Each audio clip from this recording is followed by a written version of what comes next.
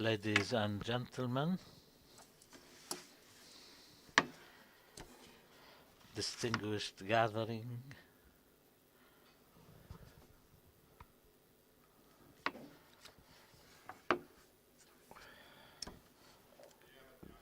on behalf of the Arab Center, I would like to welcome you all to the third workshop of this very rich program indeed. And today, the workshop of today has the title Solidarity with Palestine in the Western Context, Reality, Changes and Challenges. My name is Khalil Jahshan. I'm the Executive Director of the Arab Center in Washington. I would like to welcome you all to this workshop. And we have an excellent group of activists and experts, because activism is the real source of expertise in this field.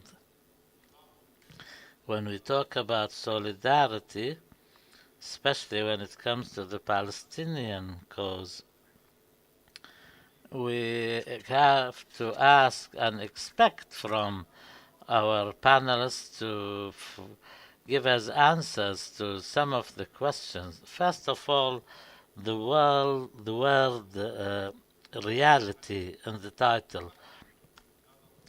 What is the size and the context of this solidarity? We know the people in this hall represent different cities, different countries where we all live. We know there is solidarity with the Palestinian cause, but what is the nature of this solidarity and what is the size of this solidarity? Secondly, what are the sources? Who supports Palestine in these countries? I said we have experts from different countries, different areas, and we will allude to that in detail, whether they're from the United States or at the international or European levels. We will talk about these details. And also, what are the points of strength and weakness? Because this solidarity is not guaranteed and is not continuous. For those of us who worked in this field, the field of solidarity and dealing with the public opinion, I don't want to give up a secret. I can tell by the faces. Some of us may have worked for long decades. The collective expertise here and the experiences will be at least 1,900 years, at least amongst the faces I know and recognize. Secondly, the world changes. It's implied that here in the context that this is an ongoing long-term struggle, perpetuated struggle. So the solidarity we see today is not what we saw last year or the year before. So is this solidarity changing continuously according to your experiences? Also the struggle in Palestine is not different than any other struggle. It's subject to changes and challenges. So are we able, as Palestinians or non-Palestinians who care about the Palestinian cause, are we really able to deal with these changes? Do we recognize them even? Do we deal with them seriously? And finally, the word challenges is a challenge in itself. The challenges present today, I remember, for example, in the previous decades, we had a certain mechanism at the PLO which used to deal with people who supported the Palestinian cause.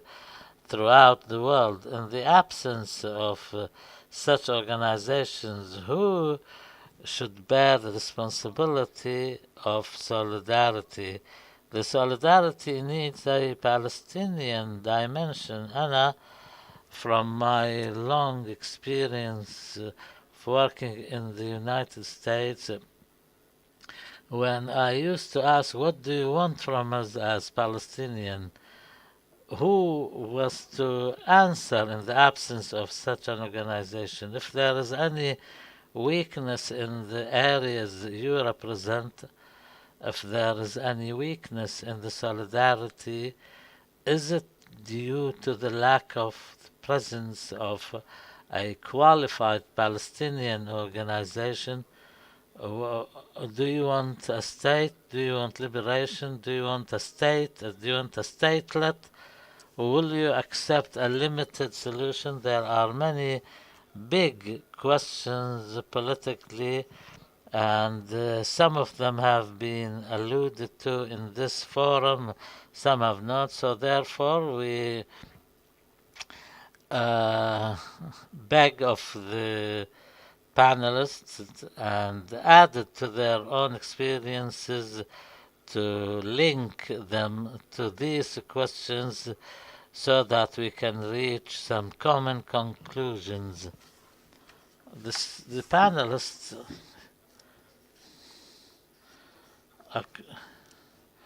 and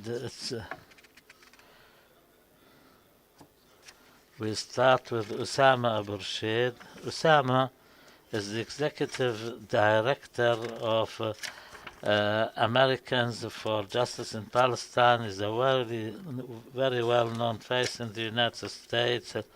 He's worked for years in solidarity with the Palestinian cause, and also he's a non-resident researcher with the Arab Center. Secondly, we have Mr. Ahmad Abuznaid. He's not a politician. Oh, he's to my left, not politically, but geographically, he's a lawyer.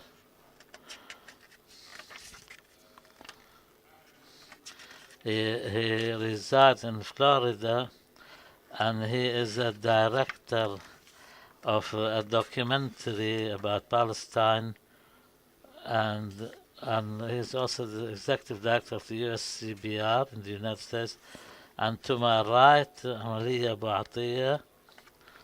She is the editor of the New Arab and was the first Muslim African woman to be elected as president of the Students' Union in Britain. And last but not least, Mr. Majed Abusalama, a prominent the founder of Palestine Abstract. Maybe you didn't know Palestine speaks. Wherever it goes, it speaks. And also, he is an anti-colonialist, anti-racism. I'll give each panelist 15 minutes to present their intervention. Then we will take your questions and answers, and we invite you to take part in the conversation with the panelists. Osama, the floor is yours. Thank you, Dr. Khalil. I think I'll continue speaking in Arabic. Okay, Assalamu alaikum. First of all, I hope I'll be very brief, quick, and I'll be raising bullet points more than just delving into details. I want to start with a general framework. This framework emanates from my experience and my activist work in the United States in solidarity with the Palestinian cause, and I think there is a link between the increase in information and consequently an increase in the awareness of the Palestinian cause. This would be translated to larger solidarity with the cause. this increase in the awareness, we find it more in, in the Gen Z, the new generation from 2012, who are more supportive of the Palestinian cause. I'll give some causes for that. The other side notices this and notices that there is a generation gap vis-a-vis the Palestinian cause, and even inside the Jewish community in the United States, and maybe this is applicable to other countries, that there is a generation gap vis-a-vis Palestine and Israel. So when we want to, there have been attempts to gain the support of these groups when there were attempts made to invite them on trips to visit Israel, and also there is a lot of discussion about what is anti-Semitism and which is used as a mechanism to criticize Israel or to take a stance vis-a-vis Israel.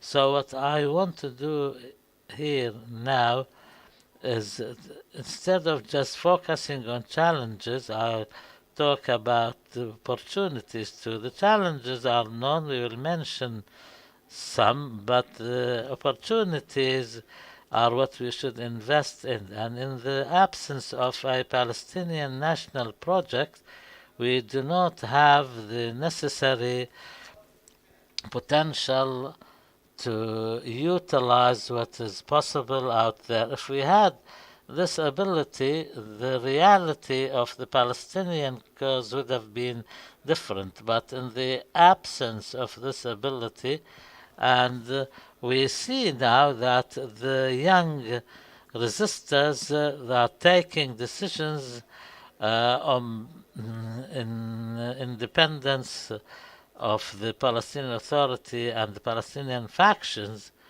then we will see when we talk about the solidarity movement, we will find that there are different types of actions, and each action has its own strategy, tools, and nature.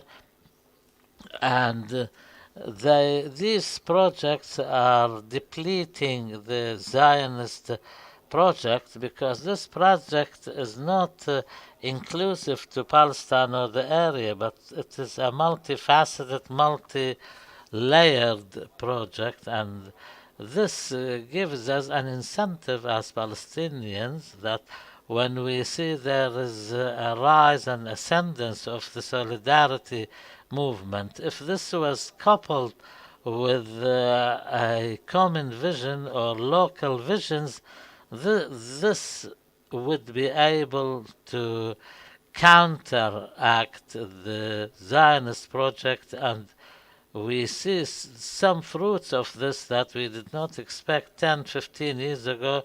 We are witnessing some real progress. That's why in our work in the United States we can say that the change is real, but is it sustainable or not? This is a question that needs to be answered, but if we take into consideration the dynamism of our work in the United States or elsewhere, we must see how able are we to utilize these mechanisms and dynamisms and how much we can invest in them, because investment is very important.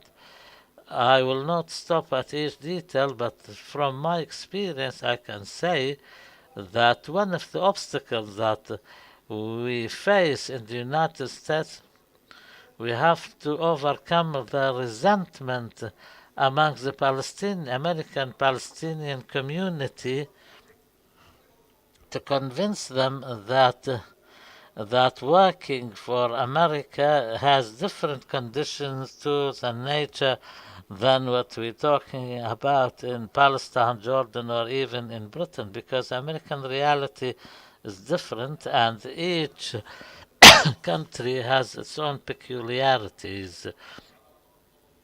So going back to the point I was making earlier, that the linkage between awareness and activity, there was a study made by Gao on the Palestinian/Israeli question between 2010 to the end of 2016. These 7 years, they studied and analyzed all the opinion for the key finding, as Haaretz published in 2017, which was I read it. The more Americans learn about Israel, the less they like it. So the more Americans know about Israel, the less they like it. This is because of the very nature of the Zionist project, its viciousness, its savagery, its aggression. One of the percentages here in 2016, which was at the end of the period of the study concluded that 37% of the American people said that they have good information on Israel. In 2010, only 23% said the same. Now, this gap in the popularity of Israel between 2010 and 23% is Israel's popularity was 62%. In 2016, when the popularity retreated, when the awareness level was 37, the level of popularity sorry, it was 76% in the first case. Now it's 62. Said there is a 15 percentage points difference. Also, there was another opinion poll which found that the popularity of Israel in the United States now has decreased to 55%. So there is a decrease in the position. I want to sell you illusions here, but this does not mean that the United States has changed in its position of collusion and support of Israel, nor is it likely to change in the foreseeable future, but there are cracks in the wall, not at the level of the establishment or the deep state, as Trump calls it, not at this level, but at the level of the fronts or the facets of this structure.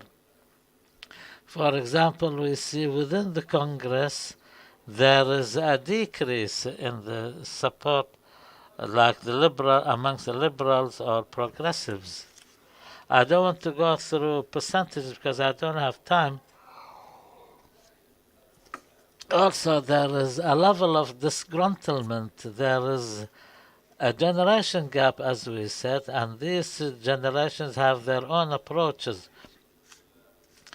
Also, within the minority groups in America, there is a change in the way Israel is viewed. The Democratic Party views Israel, for example. I can't go into details, but all of this contributes to the decrease in support of Israel.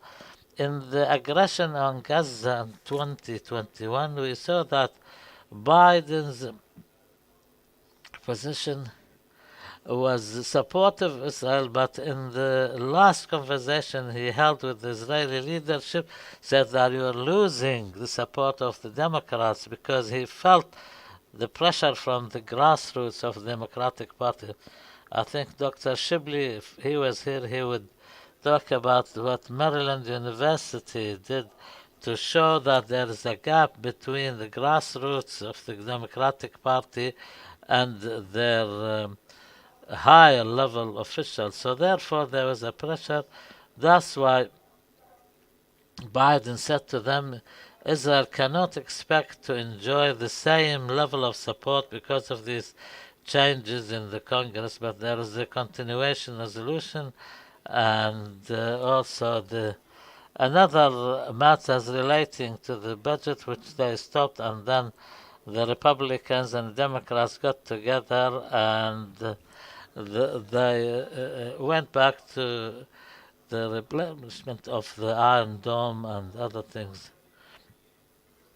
when they couldn't keep the jobs of tens of thousands of Americans, they managed to find the money to fund Israeli military projects like the Iron Dome. So this support now is shaking, and the support for the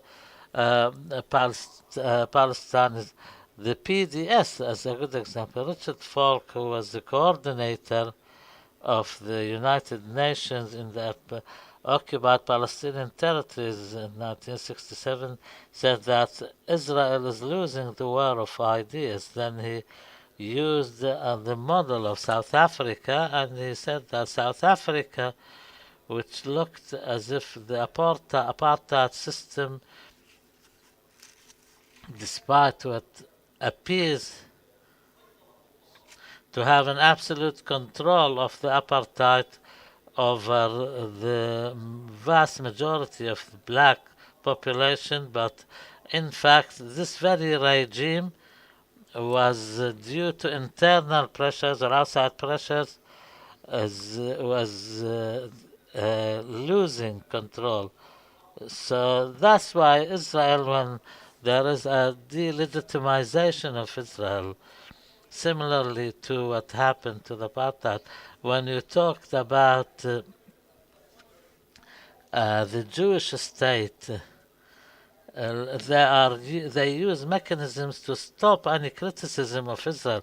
But why I'm saying this is important, because we're talking about we see a rise in the social justice movement when we saw in the civil rights also the Netanyahu alliance with Trump, when Step 11 wrote an article, said this is this kind of solidarity between American right and the Israeli right is when you have the guiding principles for the new government, which talks about the supremacy of the Jews above anyone else. These are very, very sensitive issues. So therefore, these are some of the points which show that there is a rise in the solidarity with the Palestinian people. Now it has become the mainstream saying to say Israel is an apartheid state, and many organizations, Amnesty, Human Rights Watch, and others, say similar things. How will the other side, if Amy Watson, for example, said solidarity is a verb, she was accused of anti-Semitism. If UN Human Rights Council said that Israel commits war crimes, this anti-Semitic. The ICC said that the Palestinian territories occupied in 1967 is under the jurisdiction of the ICC, was anti-Semitic. When Congress members wrote to Biden that some of their colleagues who described Israel's Anti-Defamation League, when he says, or the opposition says, if you compare anti-Zionism, you conflate anti-Zionism and anti-Semitism or Judaism, this is all anti-Semitic. This indicates a crisis in the other side. I know I should finish. I want to emphasize a point. There is the role of the social media, but the other side also focused on the social media. Billy Gantz met with the executive directors of Twitter, Facebook, TikTok during the war on Gaza to curtail the Palestinian content. We have our efforts in the United States, our campaign with Facebook and others, but this requires an official part, and this is part of the focusing we do. We hope that in every area where there Palestinians, the frame bridging, we call it. We are not the only victim in the world. The native people, the native population of America, the original, they are the Trail of Tears is similar to the Palestinian. If we talk about segregation, what happened in 1948, who are different than the other districts occupied by the. If we talk about apartheid, West Bank and Gaza compared to Israel today, when we talk about these cases and we present them through the experiences of others, because they will not understand our uh, when we talk about settler colonialism and other difficulties and hardships we go through, people we can understand that through the lens of suffering of others. I hope this will be done in a more organized way and utilizes all the abilities of the Palestinian people and their allies in the world. We can do that if the right leadership is there. Osama mentioned Mr. Shibli Talhami, who left us to Washington because he's going to start the new teaching term, and Dr. Osama talked about the continuous change that is taking place, the latest opinion poll by Pew Research when it comes to the view of Americans vis-à-vis Israel. 67% are in solidarity with the Israeli people. 52% are in solidarity with the Palestinian people. I remember when I arrived in the United States of America as a university student at the late 90s, so the level of solidarity with the Palestinians was 2%. Today it is 52%. There is another point which is very important, and that was mentioned by Dr. Osama, and that the Arab world does not pay heed to. We have this conflict, intergenerational conflict, even within the framework of these statistics and percentages. 67% of the American people are in solidarity with the Israelis. The people in the 13s are only 61%, so there is a decline. The same applies to the Palestinians. It is increasing, on the contrary. Thank you. Are you ready? Ahmad Abuznaid, go ahead. May the peace and blessings of God be upon you all. So I'm going to speak in English.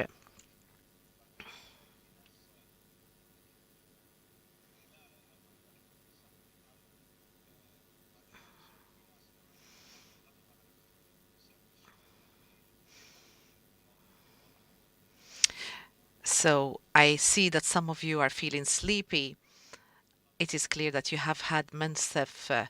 إذن أتشرف أن أكون معكم هنا. American as an Arab American, to be able to come to Doha and present with peers, colleagues, people that I've looked up to for years, people I consider experts.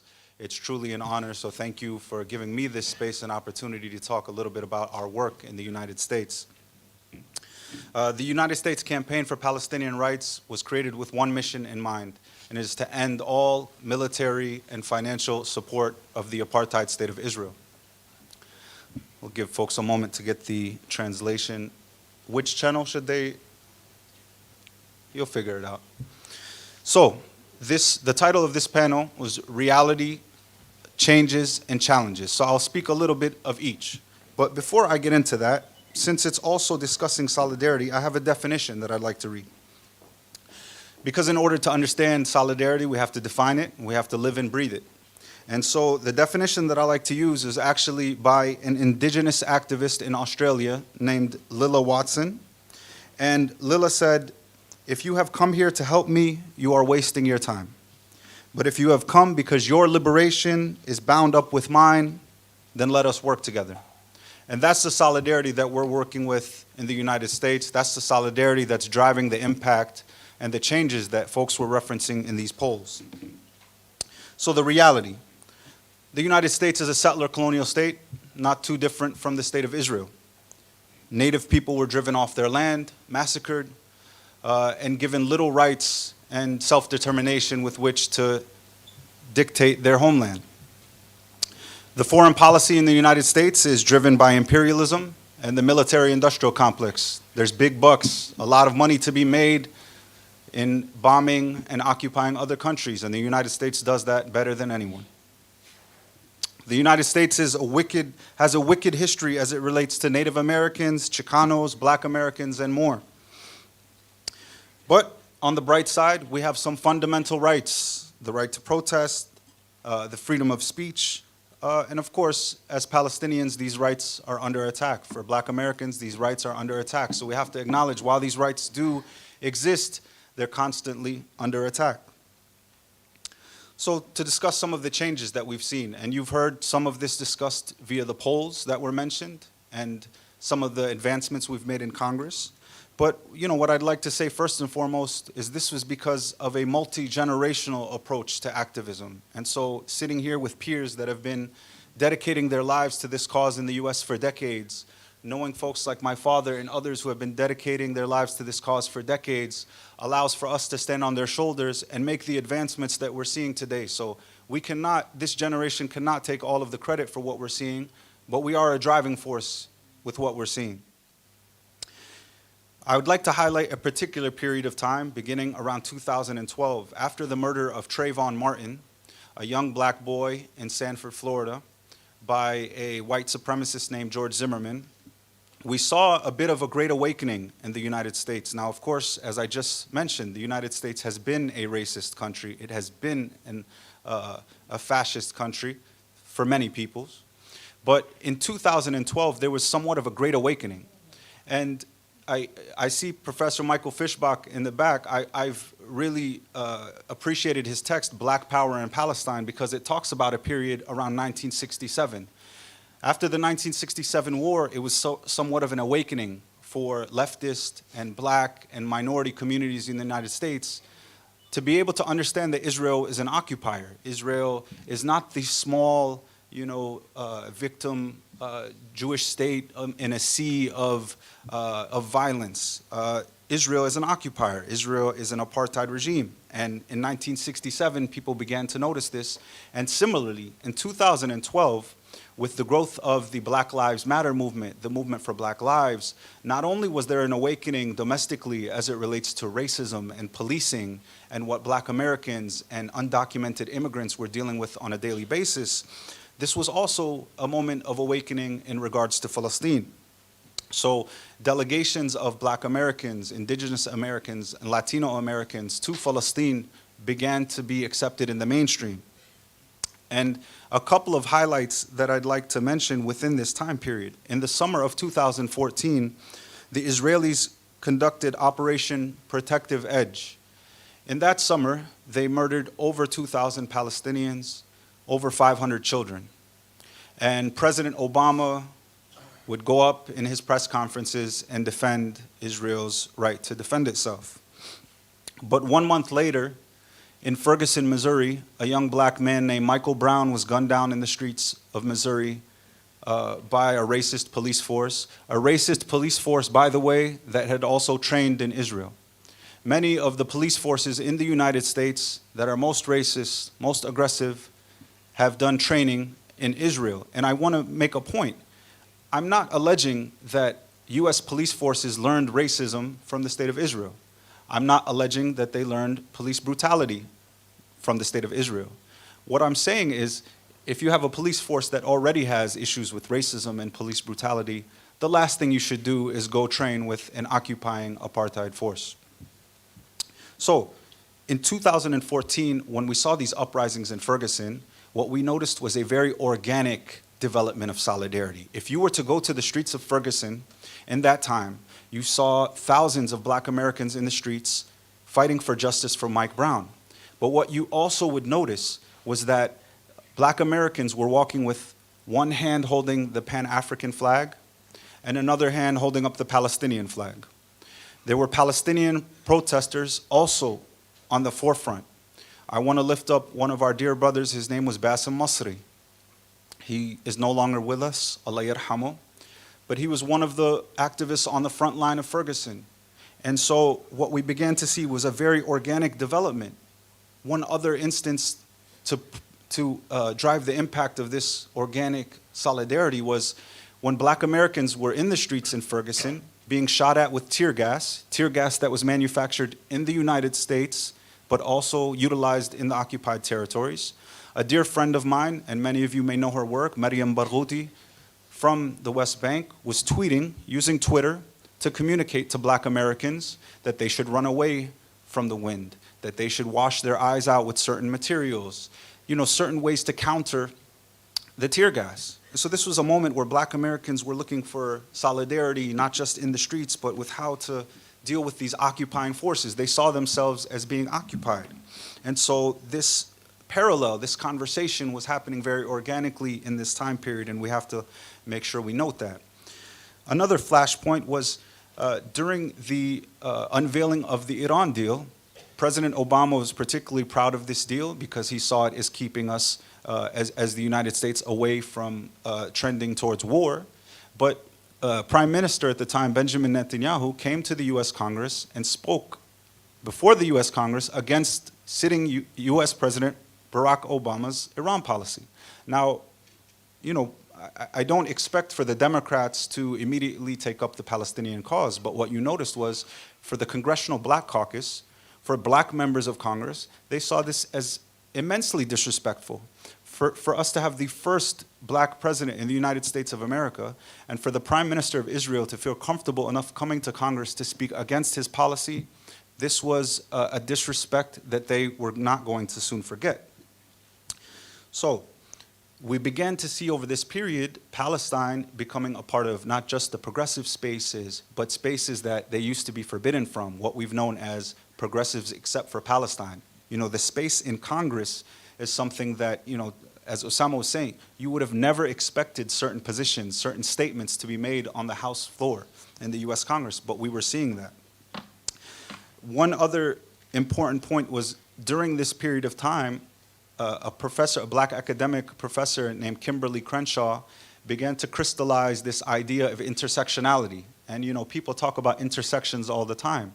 Her framework for intersectionality was that essentially, if you show up into a space as an Arab Muslim man, you don't check your Islamic identity at the door. You show up with your full self. And so, yes, I'm Arab, but I'm also Muslim. And similarly, we began to understand that as identities, there's so many layers to how we're being treated by the state.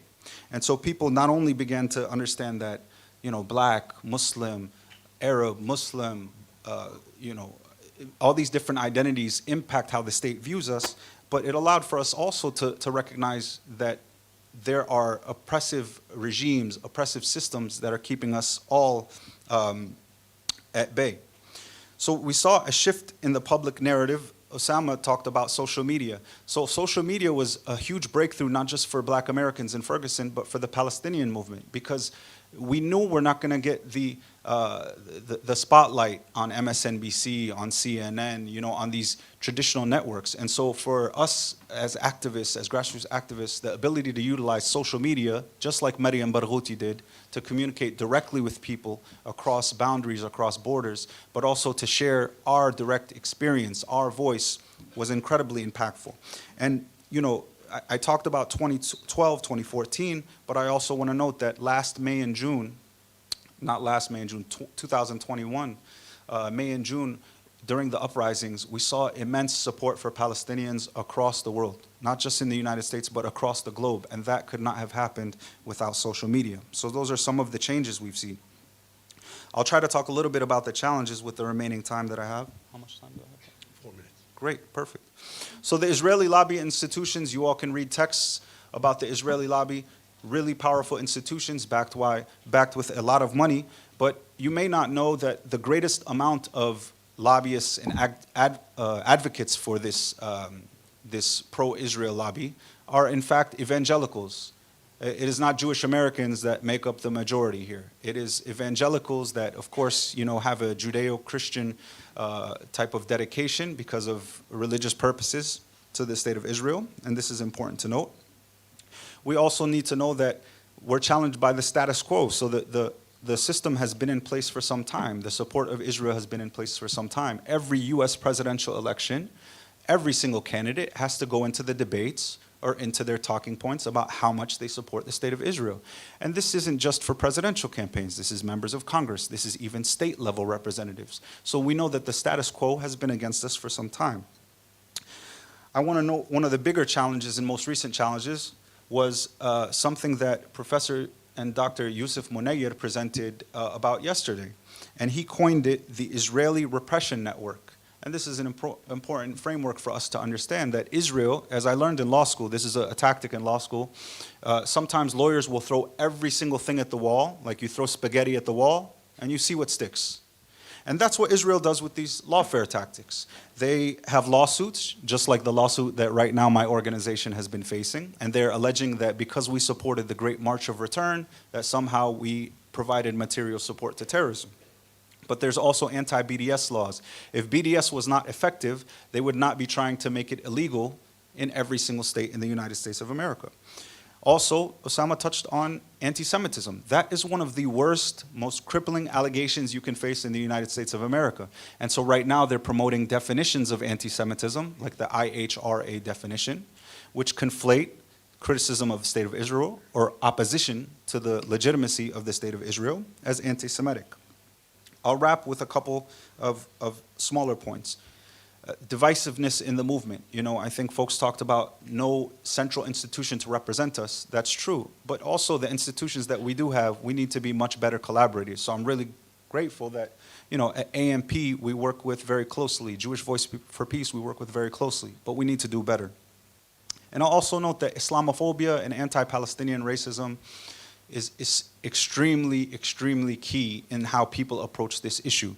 They think Palestinian, they think terrorism. They think Muslim, they think terrorism. And this is not something maybe on the face, but something deep down underneath these conversations and discussions. So our challenges are enormous, but our power in the grassroots is enormous as well. I think that things are trending and shifting towards our direction. Justice will prevail, inshallah, sooner rather than later. Thank you. عاجلا أم آجلا. شكرا جزيلا أحمد. In the United States, across the Atlantic, to the more complex situation on the European scene. Malia, the microphone is yours. Please go ahead. Can everyone hear me? Yeah, no, you're fine. Yeah? From the back? Assalamu alaikum. Yeah, Okay, you can all hear me. Closer, there you go. Firstly, I just want to thank the Arab Center for inviting us, for allowing me to be part of this, very prestigious panel, and to all those who I know have lightly been running around for months and months putting this incredible event together. I cannot even imagine the scale of the labor needed, but thank you all so much for bringing us into this space and to such a beautiful center, by the way. So whilst Palestine and Israel's crimes are more visible, as international bodies are denouncing their actions as settler colonial and apartheid, and as Israel realizes that winning hearts and minds is less and less of a possibility due to its unjustifiable actions, their efforts have gone towards the repression of international solidarity. Around the world, as you've already heard, the trend of censorship and repression of any Palestine-related organizing has been gaining strength, and one of the main targets of the solidarity movement has been boycott, divestment, and sanctions campaigns in the West. The call to apply international pressure on Israel over its crimes against Palestinian people has been met with vicious opposition by pro-Israel and right-wing movements. From Europe to the US, one of the principal ways in which these attacks are carried out has been through the weaponization of anti-Semitism and its conflation with anti-Zionism, as was already mentioned. In the UK, such a campaign was strongly identified with Jeremy Corbyn's leadership of the Labour Party, his defeat and that of millions that he'd mobilized and inspired, having come from a left-wing pro-Palestine and anti-racist, anti-imperialist background, became the success story for Zionists and pro-Israel groups. During and since his reign, the same tactics have been used against individual activists, groups, journalists, politicians, and public figures. Even if it doesn't succeed in the loss of employment or positions of power, it makes a dent, and it sends a warning to those implicated in public-facing Palestine solidarity. So the fear that it instills is just as much a victory for the silencing efforts. And the policing of language related to Palestine and its liberation is a central aspect of this process. The media has been a crucial vehicle through which individuals, activist groups, and organizations have been delegitimized in this way. Interventions within the media which refuse to bend to these imperatives and cover the situation in Palestine accurately by placing it within the broader historical processes and contemporary power dynamics are therefore crucial to this ongoing work of highlighting the human rights abuses by the Israeli state and the plight of the Palestinian people. It also plays an important role in the defense of civil liberties and press freedoms as a whole, and globally, because restricting the space for public discussion about and of Palestine is not only detrimental for the Palestinians and their allies, it also undermines the independence of the press and the right to free expression and debate. The International Holocaust Remembrance Alliance's definition, the IHRA definition, which was also mentioned, of anti-Semitism, has been a way that the oppression of solidarity has played out also in the UK. The IHRA definition of anti-Semitism is a non-legally binding working definition. In practice, however, the caveat has mattered little in how it's been presented in public debate. Moreover, this distinction might feel almost theoretical at times, considering the negative impacts that it has had on censoring Palestine solidarity. The vagueness of the definition has left it open to interpretation and therefore political exploitation. And instead of countering growing anti-Semitism, it's been used to target Palestine activism and opposition to Zionism. Even the definition's original author raised his concerns about how it was being used to delegitimize Palestine solidarity activism on US campuses. And following the UK government, as well as the Labour Party's endorsements of the definition, the pro-Israel lobby has made concerted efforts towards applying pressure on other public bodies to do the same. Universities have been a key space in which that's been happening. The echoes between this approach and those deployed during the so-called war on terror is striking, and perhaps this is something that we can talk more about in depth during the discussion, especially given that there are several experts who have a lot of experience on the question. Suffice to say here that a number of key strategies have been replayed in the repression of Palestine solidarity activists. The embedding of policies in a quasi-legal space implemented through institutions, primarily education, and aimed at undermining political debate, dissent, and shrinking the space of all of this. It's in fact striking that Palestine is already central to this agenda. In the UK, Palestine activism, especially coming from Muslims, and certainly not limited to them, was already considered a key indicator of radicalization. There's one famous case amongst many which illustrated this, and it was a 14-year-old school student who was referred to the counterterrorism program, which was in itself an incredibly traumatizing process. And he was referred to it several times because he was raising money for medical aid for Palestinians. He quite simply just wanted to raise money to help children that were being impacted by Israel's attacks. And when he fought back, he was regularly denied entry to several public spaces because he was on a list of potential radicalized threats. This Kafkaesque logic will be familiar to Palestine solidarity activists in the room. However, where there is repression, there is resistance also. The case of Palestinian academic Majed Abusalama, which is another reason why her brother is famous, a prominent figure in the Palestine solidarity movement since her arrival from Gaza to the UK in 2013, during her role as associate lecturer at Sheffield Hallam University, had her teaching suspended following an organized smear campaign by pro-Israeli organizations. And it's one of the growing series of assaults on academics who express solidarity with Palestine in the UK, but also across the West. Those targeting her could capitalize on the university's reliance of the IHRA definition in order to silence her. Through her mobilization of the solidarity movement, the academics, the unions, students, journalists, artists, academics, public figures, human rights groups, and cultural organizations around the world, the university was forced to reinstate her teaching. And this was certainly not a common outcome of the attacks of this nature, but it demonstrated that when organized and well-rooted campaigns hold firm and push back, they can win.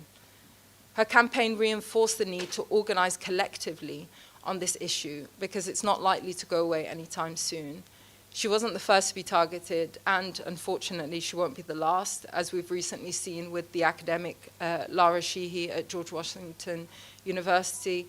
But her case provides a model for other solidarity campaigns in the future. It showed what is possible at a time when so many grow disillusioned by the possibility of fighting back and actually winning. Ultimately, the model of taking attacks on a case-by-case basis is unsustainable. The attacks operate in the same way and have the same goal: to destabilize, discredit, and disorganize the Palestine solidarity movement. For that reason, we should not enter the logic of apologies. We must name the situation precisely as a political assault.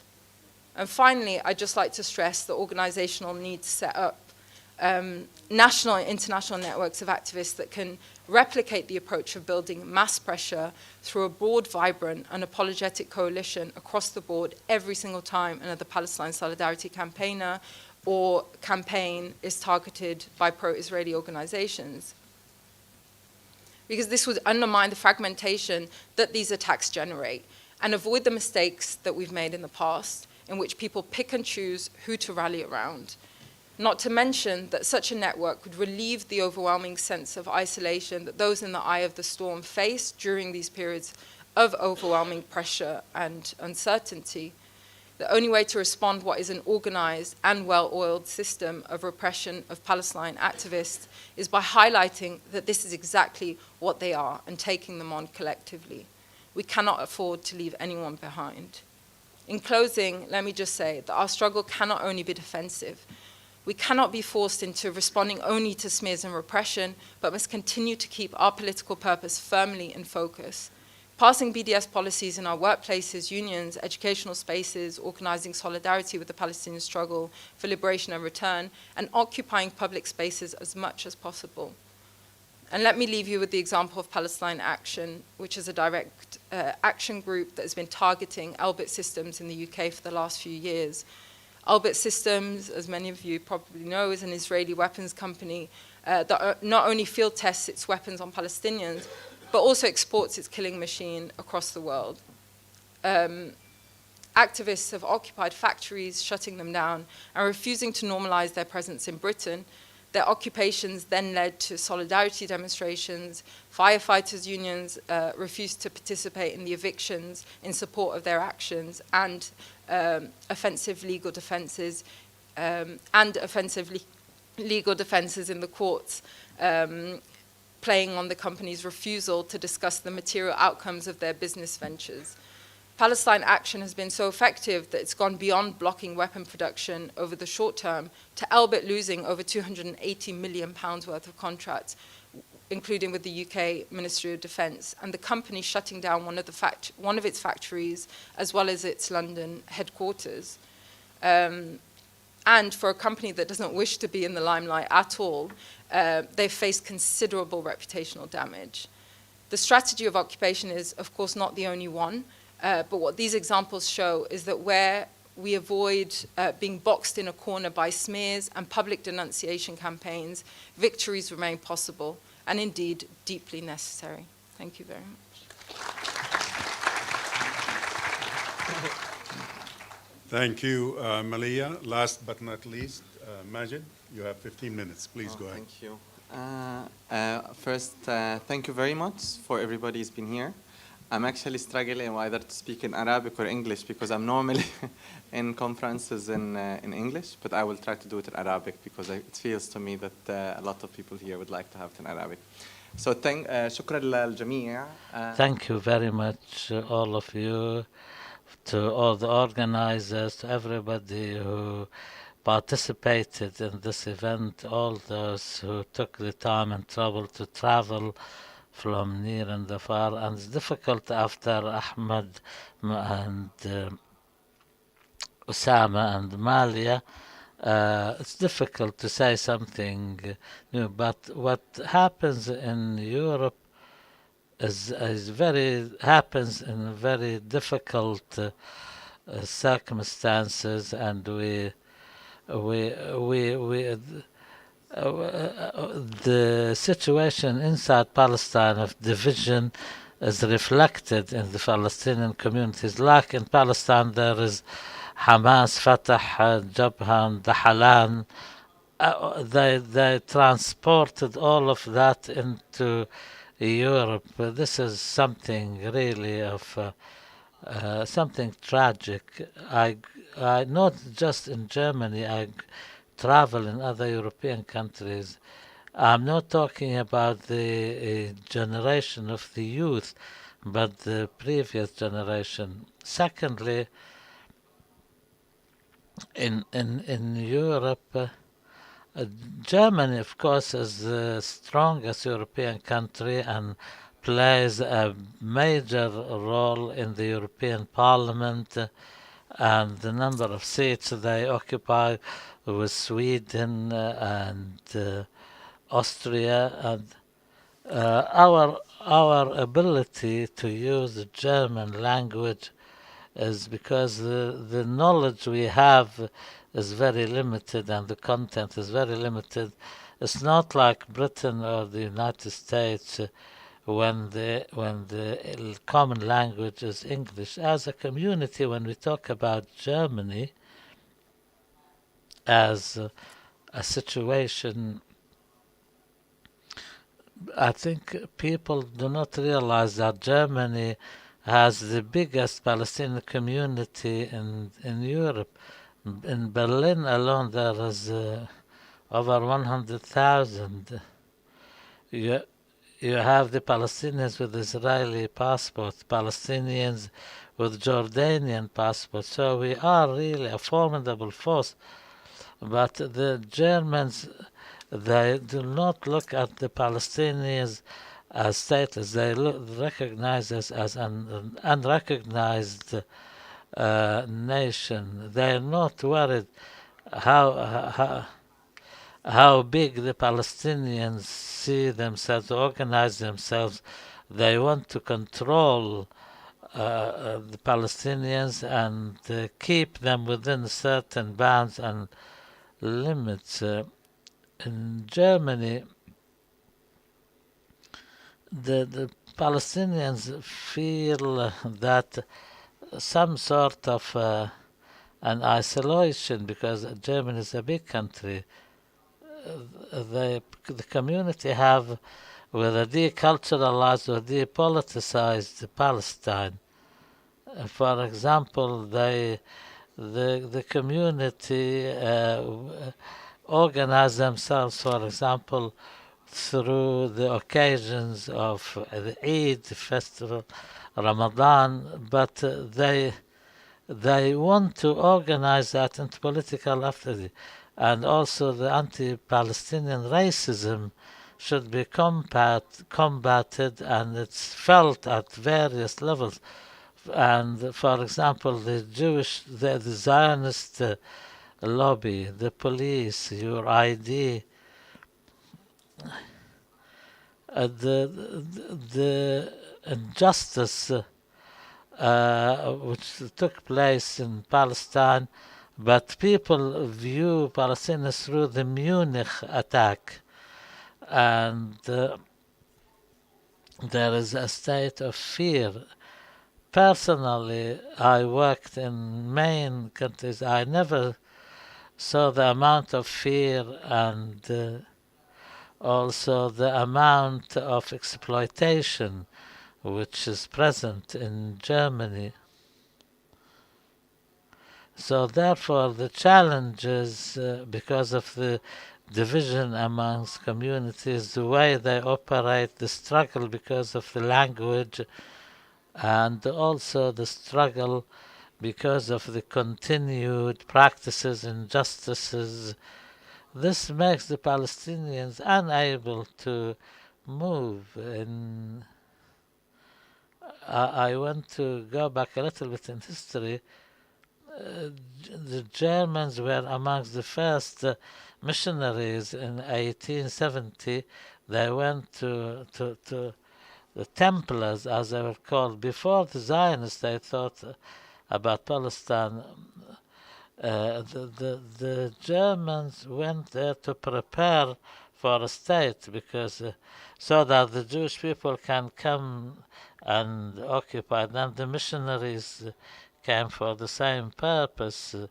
So therefore, in the Germans, even the evangelicals, not like America, but this space is there, and that's the relationship with Christianity and how Christianity impacted the German thinking so far as the surveillance, which is it's like a policeman continuing in the surveillance work, and this, of course, also applies to Turks also. All Palestinians are accused of anti-Semitism until the opposite is proven, and the same applies to the Turks.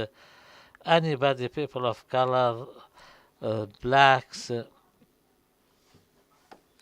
also the Syrians, when they arrived, you're not talking about one or two, talking about 8 to 10 million people. They're all accused of being anti-Semites. So when, especially with the arrival of the Syrians and the young men from Al Yarmouk refugees camp, this really exacerbated the situation with the increase of the main challenge, and that's the rise of fascism and racism in Europe. I could never 10 years ago imagine that the head of state in Denmark will be by the racist party. In Finland also, there were only 5 people. How have they overnight become occupying 20-30% of public opinion?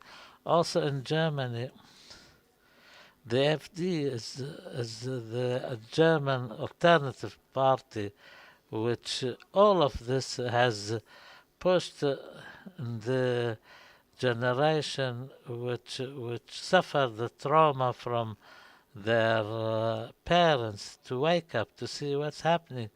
Now they feel the responsibility towards the newcomers, the refugees, anti-imperial, anti-colonial, other organizations have come into existence, and also this pushed in the direction that Palestine will be in the center, but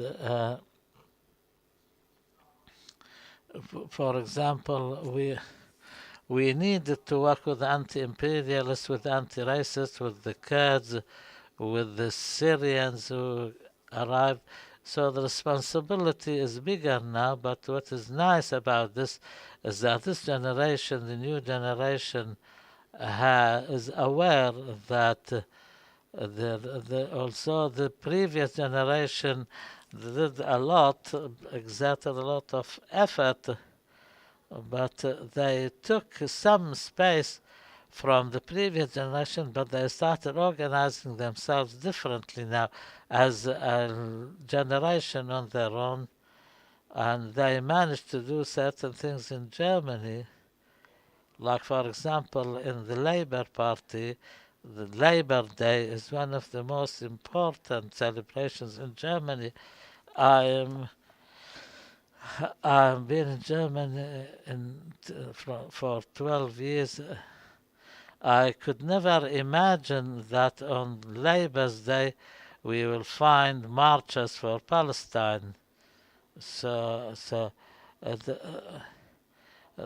the Germans, they brought 5,000 policemen. They attacked the demonstrators because they were so worried because for example, you're talking about an event which is very old, and then we should be at the forefront of this march, and followed by the Kurds, followed by the Zionists, and with the presence of the pandemic, the, after they attacked us, they said, this is not a laborers' march, this is an anti-Semitic march. Anyway, they are fear organization that our young men are doing. They fear their interactions with other organizations, and they fear that they cannot say to the Zionist lobby that we can't protect you anymore. We are large in numbers. The better we organize, the more effective we will be, and the Palestinians and the Arabs and the Syrians now are a big community, and there is a lot of fragmentation. The Syrians see themselves as part of the Palestinian cause, and many people participate with us. So the Palestinian cause has become the central unifying issue here, and other progressive ideas for other struggles are coordinated, and when you place Palestine at the center of all of this, this is different. For the other organizations, they managed at the same period of time, after the massacre in Gaza in 2021, they managed to have 15,000 people on the street. People who worked in solidarity for Palestine, they realized that this was one of the most intersectional marches in the history of Germany. But there was another demonstration which shouted خيبر خيبر يا يهود جيش محمد سوف يعود, which is then there was a talk who was good Palestinians and who's the bad Palestinians, and people should be smart, and we had better organization. They tried to put in this place, we are good Palestinians, bad Palestinians. Who was the Palestinian? For example, Ahmad Mansour, Social Shipley, was the spokesperson for the foreign ministry. She talked about the two-state solution. She's from Tel Za'atar.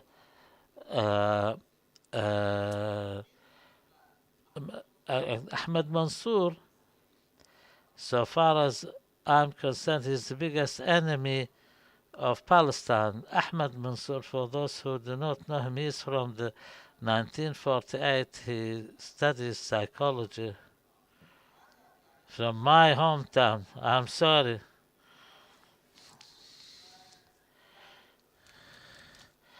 Now give him a bouquet of flowers. I think what we're talking about Germany,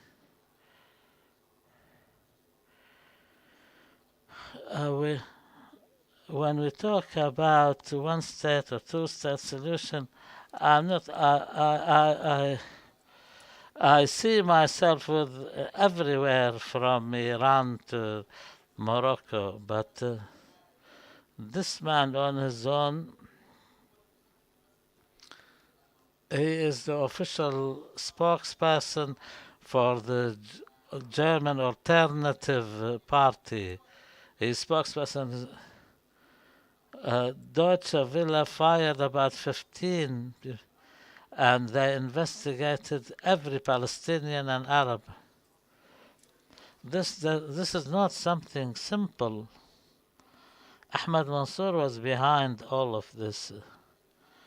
So the space this person occupies, I'm telling you, because they assassinate as character assassination, we must expose these people to hold them accountable.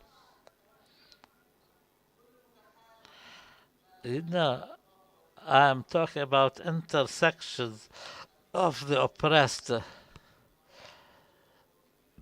When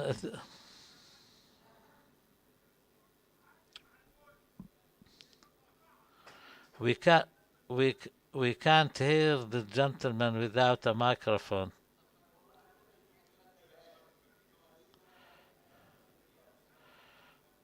He took a minute from my time.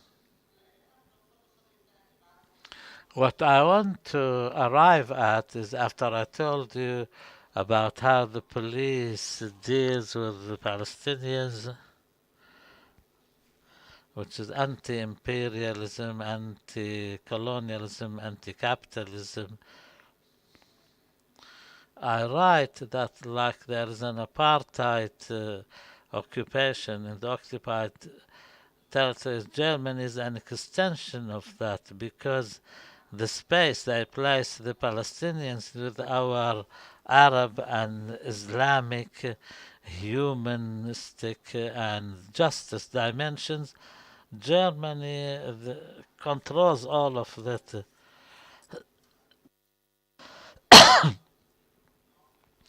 And also they employ a Palestine mafia, an Arab mafia. They have series on television. When you want to travel to Switzerland, they say, how you live in Neukölln? This is what I'm talking about. We see how effective the stereotypes are to erase the Palestinian voice. This erasing is an extension of the media work and the community work, and also the parliament, not just German parliament, but we do a lot of work with parliaments, the anti-BDS motion in Prague, in Slovakia, in Finland, in many countries, Austria.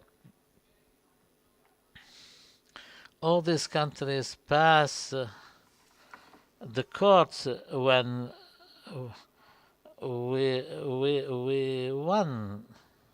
According to the constitution, we won political decisions, but the political decisions to silence the Palestinians and to deprive the Palestinians of the agency to liberate their land. There are some 7 million Palestinians in the diaspora. If we use that and build the kind of institutions, we can be very impactful. Let's close on a practical note. Similarly to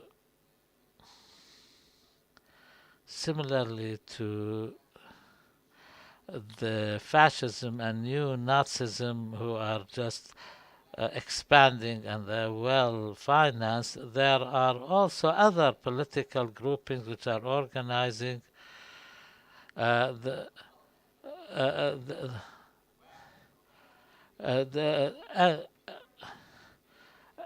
Many people now are aware of what crimes Israel commits in the West Bank or the Gaza, because they lied and lied and lied for a long time, but the transparency with the media, with our presence, with the presence of the youth, has created some change, and we see people interactive. And after the massacre in Gaza, 15,000 people demonstrated in Berlin, and at the level of entire Germany, for people who were born in Germany, around 100,000 people.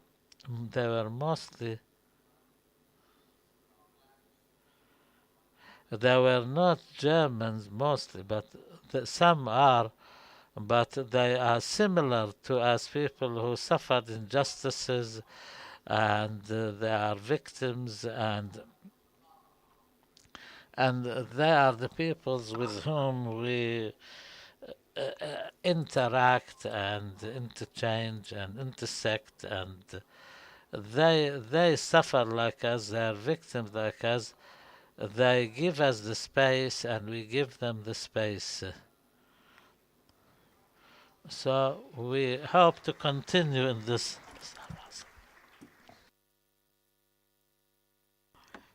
Thank you very much, Majid. So we have roughly 40 minutes, and we would like to give the floor to 3 persons. We kindly ask you to raise your hands should you wish to take the floor. Please introduce yourselves